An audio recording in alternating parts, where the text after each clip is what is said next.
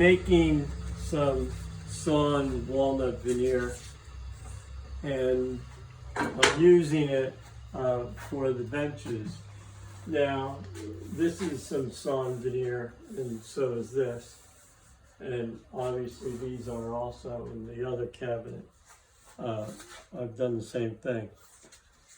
Right here, I'm taking some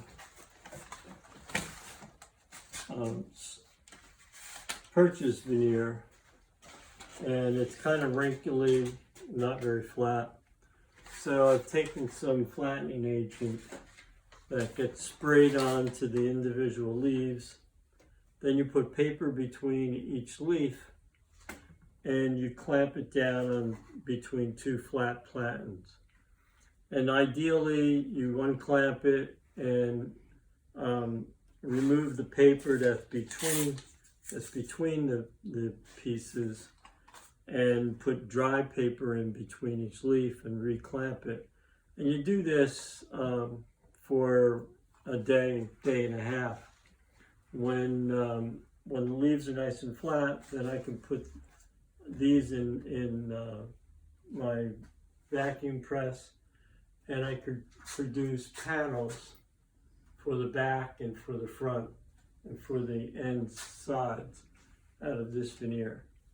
And it will correspond to the other parts that will have solid walnut on them. It should be nice. I've also done it this way, where I've glued it.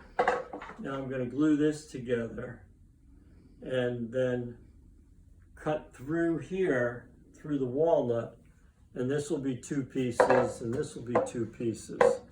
Then I'll run these through my planer and true them up and make everything the same thickness.